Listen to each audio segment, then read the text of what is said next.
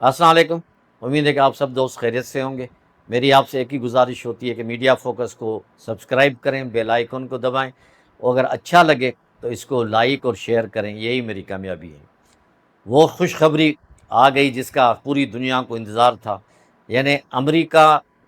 اور ایران کی جنگ جو اسرائیل نے شروع کرائی تھی، وہ فی الحال 15 دن کے اس کا سیز فائر ہوا ہے، جنگ بندی ہوئی ہے، اور اس میں سب سے کلیدی کردار جو ادا کیا وہ پاکستان نے کیا۔ پاکستان کے پرائم منسٹر شہباز شریف اور چیف آف آرمی اسٹاف اور فیلڈ مارشل عاصم منیر صاحب نے جو کردار ادا کیا وہ قابل تحسین ہے، اور اس کے ساتھ ساتھ چائنا نے بھی اپنا آپ منوایا۔ انہوں نے ڈائریکٹ ٹرمپ سے بات کی اور اس کو ساری باتیں بتائیں، سمجھائیں کہ اس طرح پھر ہم دونوں کبھی نہ مل سکتے ہیں، نہ کوئی بات ہو سکتی ہے، اور اس طرح آپ کے لیے بھی نقصان کار ہے اور سب کے لیے نقصان کار، دنیا تباہ ہو جائے گی۔ تو اللہ اللہ کر کے یہ ایک ٹیمپرری سیز فائر ہوا ہے، اور دنیا امید کر رہی ہے کہ انشاءاللہ یہ مستقل ہو جائے گی۔ اس میں کچھ باتیں ایران کی مانی گئی ہیں، کچھ امریکہ کی مانی گئی ہیں، اور اسرائیل نے بھی پرنسپلی اس سے ایگری کیا ہے، اور آبنائے ہرمز جو ہے اس کو فی الحال کھولا جائے گا، اور وہاں سے جو جہاز گزریں گے اس پہ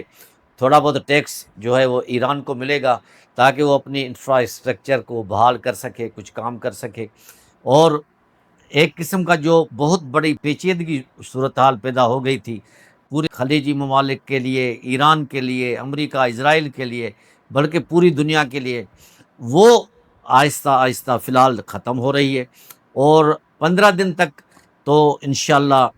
کوشش ہے کہ کچھ نہیں ہو، اور اگر 15 دن میں باتیں آگے بڑھیں گی تو یہ جنگ بند ہو جائے گی، اور انشاءاللہ اس کا جو خمیرہ ہے وہ تو سب کو ہی بھگتے گا۔ پاکستان بھی اس میں شامل ہے، ایران بھی ہے، خلیجی ممالک ہیں، پوری دنیا ہے، کیونکہ معیشت کو بہت بڑا جھٹکا لگا۔ نہ صرف ایران کو بلکہ اسرائیل بھی تباہ ہو گیا ہے، امریکہ کی عوام بھی رو رہی ہے، پریشان ہے، ان پہ بھی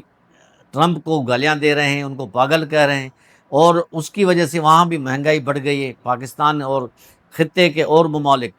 وہ بھی لپیٹے میں آ گئے ہیں، لیکن آخر ان کا حل کیا ہے؟ اس کا پورا حل ان سب کو بیٹھ کے ڈھونڈنا پڑے گا، جس میں رشیا بھی شامل ہے، چائنا، امریکہ، ایران، یہ خلیجی ممالک بھی، تاکہ اس قسم کی جو چھیڑ چھاڑ ہے وہ دوبارہ نہ ہو۔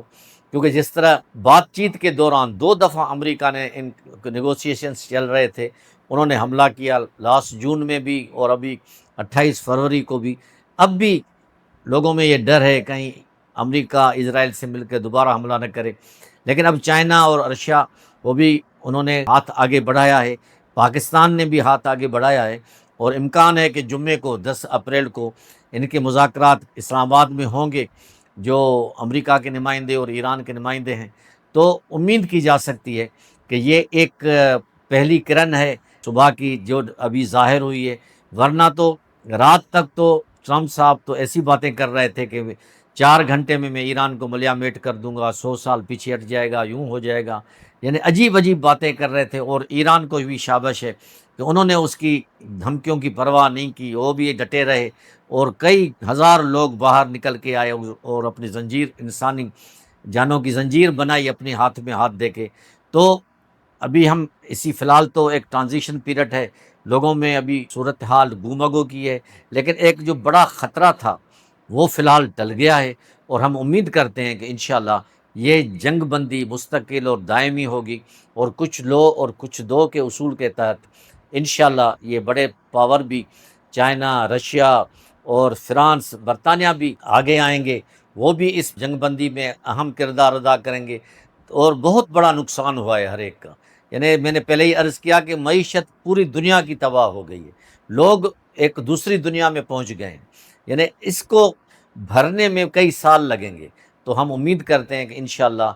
جیسے میں نے پہلے بھی عرض کرتا تھا کہ جنگ کسی کا مسئلے کا حل نہیں ہے، ہمیشہ مذاکرات کی ٹیبل پہ آنا چاہیے، سفارتکاری ہونی چاہیے، جو پاکستان نے اختیار کی شروع سے لے کر، اور اب پوری دنیا اس بات کو مان رہی ہے کہ پاکستان اور چائنا کا کردار بہت ہی بڑا، زبردست اور اہم تھا۔